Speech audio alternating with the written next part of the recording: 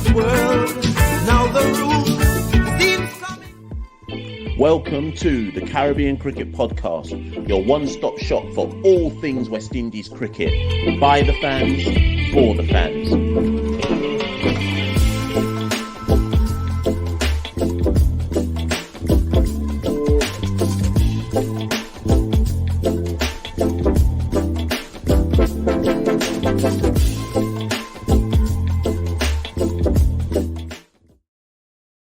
Yes, ladies and gentlemen, welcome back to another edition, another episode, another conversation, another discussion, another podcast. Call it what you want. I'm one half of the Caribbean Cricket Podcast, Machel St. Patrick Hewitt, and Santoki is not with me. You know what that means. You know he's somewhere in the world. I'm sure he'll reveal where he is when he returns back to the show, but he's away for a bit, so I've got to fly solo, got to do some content on my ones. And I just quickly wanted to, and I do mean quickly, wanted to just talk on and address the West Indies women's tour of Australia, which came to an end a few days ago. And in fact, it came to an end, technically 2 days ago or 48 hours ago. And on that tour, the West Indies played three T20s and 3 ODIs. They lost the T20 series 2-1. And lost the ODI series 2-0 with one game being abandoned. And, I've read bits and pieces, and I received a message from a supporter of the Caribbean Cricket Podcast, who kind of said that, wow, man, the West Indies women's team is so bad. And I was a bit conflicted when I got that message because I hear it. Don't get me wrong, I hear it. I'm not going to try and lie. They're not like a good side, but at the same time, we have to keep things relative. They're playing the women's champions in Australia. Australia are the double title holders. They're the T20 champions. They're the ODI champions. Australia is well regarded that Australia have the best developmental system in women's cricket at this moment in time, and that the only 2 countries that could come anywhere close to even saying they're technically in Australia's stratosphere is England, India. South Africa may say they've got something to say about that as well, but certainly the West Indies women's team and setup, when you look at it compared to the Australians are here and we're down here. We're operating on a completely different financial playing field. We're operating on a different structural playing field, or I say structure or lack thereof. And after you watch this video, I think the first thing I would advise you to do, even before you, do comment below, but even before you comment below, if you haven't done so already, go onto whatever audio platform you listen to your podcasts. In fact, no, tell a lie, it's not on there yet. So go to the YouTube archives and listen to our interview with Hayley Matthews, because I think that's super instructive as to where the women's game is at. I think it's too easy sometimes to look at Hayley Matthews and see that she's widely recognised as the number 1 all-rounder in the world and assume that, okay, well, West Indies women's cricket is in a healthy place. Don't get it twisted. Hayley is a world-class talent, and her development over the last 6 months to a year has finally, I think she's come of age. Probably since she's at the best she's been since she made her debut as a 18-year-old for the West Indies women's team. So she's come of age and she's showcasing what her true self is. But hey, the gap between Australia women and West Indies women is the same gap that there is between Hayley and the rest of the West Indies women's team, if that makes sense. So asking the West Indies women's team to compete versus Australia is a misnomer. In situations like this, you've got to look for what we've said this before when we've analysed the West Indies senior side or the under-19 age representative and gender representative sides. You've got to look for what are the green shoots of hope that you saw. Now, the problem is this. Did we really see any past Hayley? We'll get into that in a minute, but I think the first thing I wanted to do was, let me bring Hayley, not Hayley herself, but if I change the screen, is I wanted to play Hayley's interview after the defeat in the 3rd ODI. So let's just listen to what Hayley had to say about the tour. Sorry. Good afternoon all. Welcome to this post-match press conference with West Indies women's captain Hayley Matthews. You may start. Hayley, what are your reflections after that series on how the tour went, on how West Indies team play? Yeah, I think for us, we definitely got to find a way for more of our batters to chip in, I think. It's probably quite disappointing for a lot of us, especially throughout that ODI series. Obviously not being able to get totals on the board, and yeah, I think the batters are really trying to have a look at themselves and finding ways to score. But at the same time, we know we're playing against the best team in the world, and we knew coming down here was going to be challenging. But I think for us, there's losing, and then there's probably losing with the performances that we lost with. And I think on reflection, we know we can do better and should be doing a bit better still. And how and where do the areas of improvement come from? How do the players improve and bridge that gap and find ways to score against really good bowling attacks? I think just working harder, wanting to be better as players, finding ways and doing more research on our own game and the opposition that we come up against as well. I think there's a lot of factors that can go into improving your game, and obviously with the structure we have back home, it is quite difficult to get really good match practice. And the reason why tournaments like the WCPL that we've just been a part of is so important. Yeah, but for sure I think it goes hand in hand with the board and the players to want to get more infrastructure, and at the same time for the players to want to work harder on their game and become better as well. And without trying to weigh into any controversy, do you have any thoughts on the two TV umpire decisions today, and did you speak to the match officials about those? I haven't yet. I think I got a meeting with them in a little bit. But yeah, look, I think they were really close decisions. I know a lot of the time when you're not too sure the benefit of doubt is given to the batter, but look, the umpire had a decision to be made. I don't think we were 100% sure or happy with the decisions, but at the same time, we got to respect the decision that the umpire has made and go with that. Will you raise those with the match referee in your captain's meeting? Maybe. Not getting me in any trouble. You're talking about getting good match practice against good teams. That might, how important will this A tour be for some of your teammates heading on to Pakistan now? Yeah, I think it's going to be great. Look, this tour for them, obviously I think we've got 7 girls from this tour heading down there, and I think it's going to be a great level of cricket for them to go and play and not only learn but hopefully get some confidence from the games as well. I think it'll be a real test for them and a real tell for them to see where they're at personally. Obviously Australia's quite tough competition, but over in Pakistan, getting the opportunity to play the A-team stuff, I think the girls are coming up against, should be coming up against other ladies that hopefully they can go on there and perform well against. How's it caught? Yeah, it's okay. It got back the scan results probably about a week ago, right after the 30-20. Yeah, it was just a grade 1 tier, but since that third game, the 30-20, I've been in a pretty pain-free zone and managing it pretty well. Hence the reason for me missing the first game, but at the same time, I wouldn't have come back unless I felt pretty fit to do so. And look, for me, representing West Indies is really, really important and something that I always want to do and want to be able to give my all to. So yeah, I've been glad that I've been able to come back and been managing well with it. And yeah, still ready to get going with the WBB on that this is all over too. It's a big program, 14 games plus finals. Hopefully you feel like you can play all of that with no issues. Yeah, like I said, I've been in a pain-free zone completely since that 30-20 international. So I know what the scan shows, but at the same time, I've been feeling really comfortable in the nets, out on the field, whilst training. So yeah, I think injury is something you can only continue to hope goes well, and I'll definitely be doing all the work around it to hopefully get myself in the best position. I know you only bowled 1 over today, but will you be able to play a big role with the ball for the Renegades as well? Yeah, I think so. Actually, I hadn't bowled a ball since I hurt my quad, so that was kind of a tester for me to kind of see how it felt in a sense, and bowl that first over. Was able to put a lot of energy into it, and once again pain-free.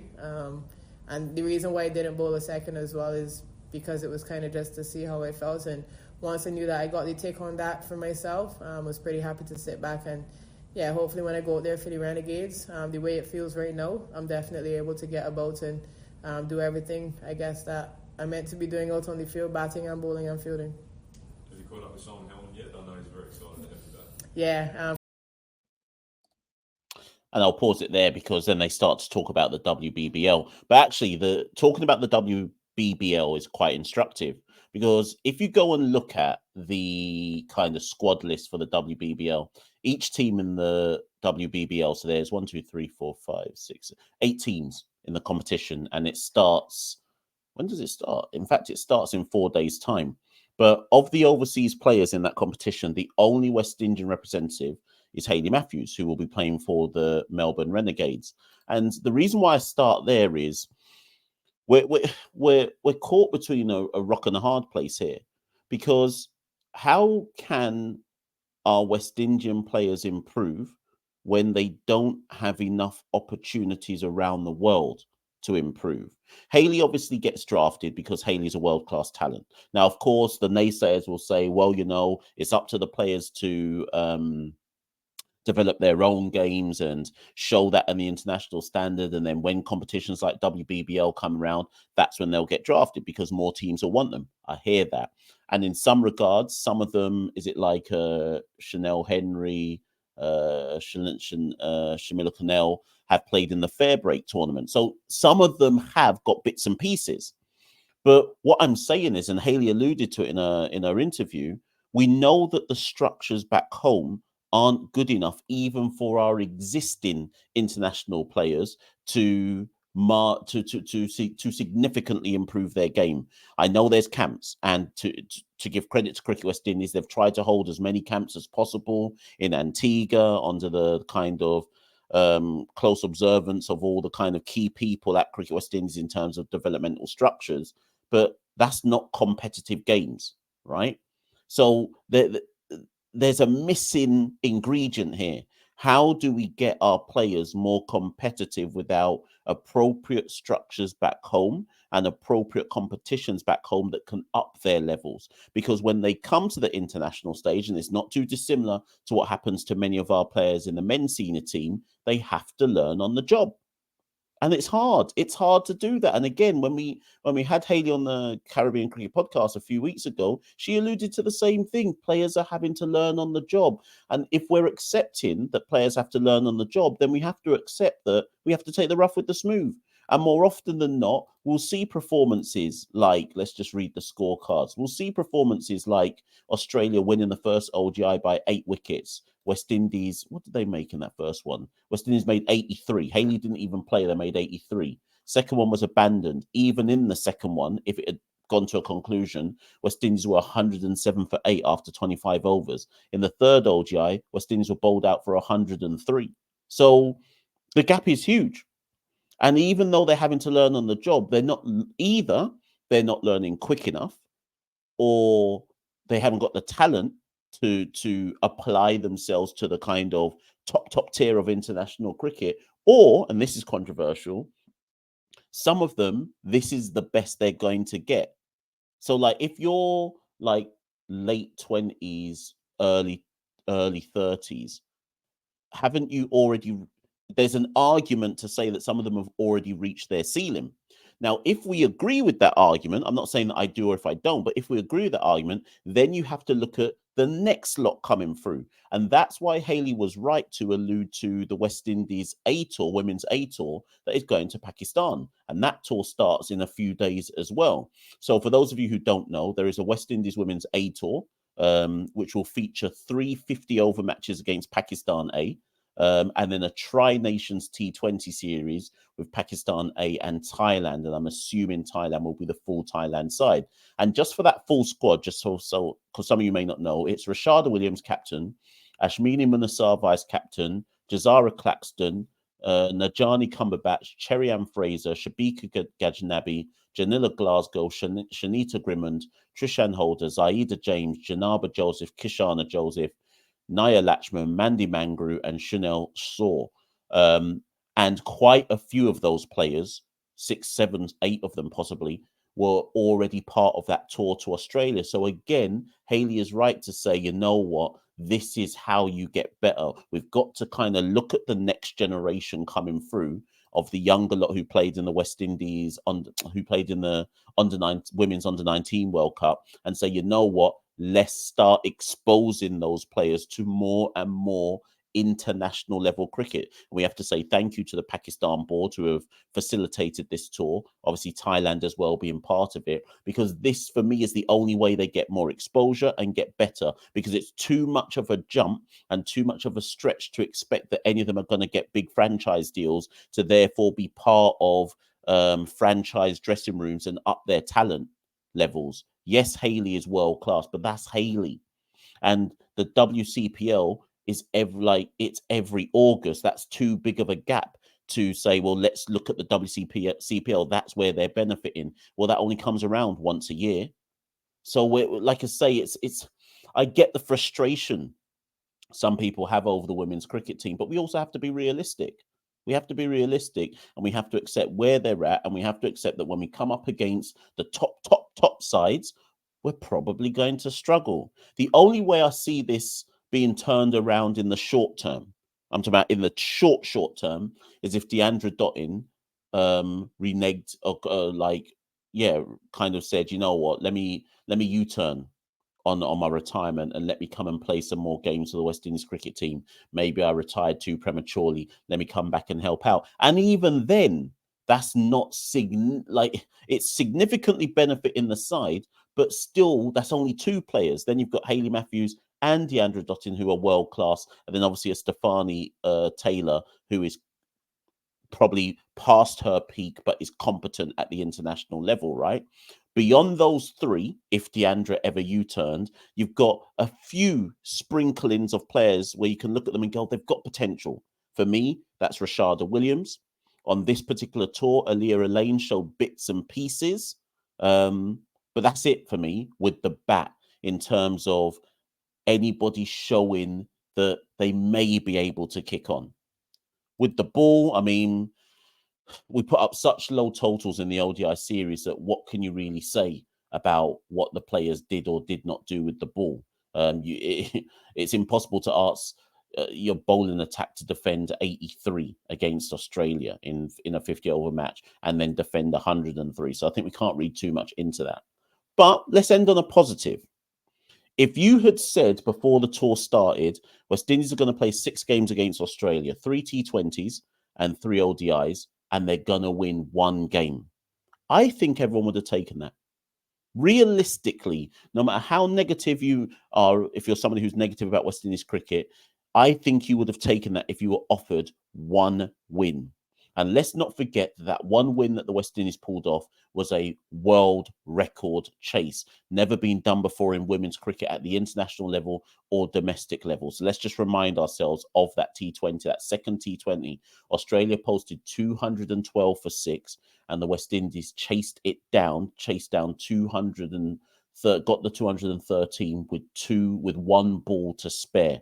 So let's not try and pretend like there was no positive to take from the tour in general. That was amazing. And even in the other T20 games, the first one, West Indies posted 147 for 3. Australia chased that down in 13 overs. So that was a hammering. But even in the decider, Australia posted 190 for 9 and West Indies were bowled out for 143. So again, it was a 47-run margin victory. But the point I guess I'm trying to make is that the gap in the T20 series was significantly smaller than the gap in ODI cricket. And that probably makes sense because that's kind of mimicking what we're seeing at the men's senior level, right? Where in T20 cricket, the smaller nations or the nations with less funding than the bigger ones are able to bridge the gap ever so slightly, or more so, I should say, in T20s where there's far more of it played than they are in the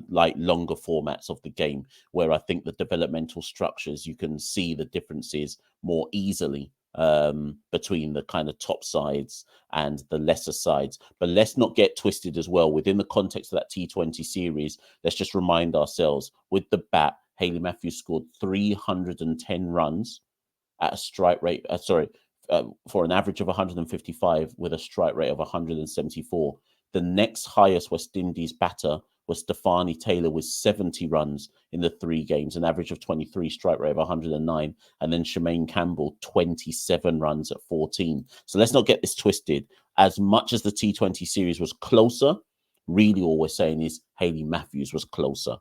And because even if you look at the ball, Hayley Matthews was the top wicket taker, 5 wickets at 17. Yes, Shamila Connell, 5 wickets at 18 as well, so we can't discount that. But the point is, right now, based on where the West Indies women's team is at, it's Hayley Matthews or bust. And there is no quick, easy fix to remedy that anytime soon, other than doing things like we are doing.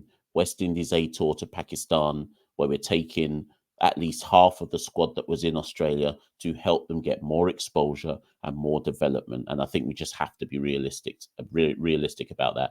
Big up the new coach, Shane Dietz. He's got a lot of work to do. I'm sure he's learned a lot from this Australia series, and we'll touch base on this topic again. Thank you, by the way, to Hayley Matthews. We've said it before, but thank you again. If you haven't done so, people, go and watch our interview with her on the Caribbean Cricket Podcast, because that probably is as instructive a listen as you'll get on things to do with women's cricket in general within the region. So if you haven't done so, look in the descriptor below and I'll put a link to that.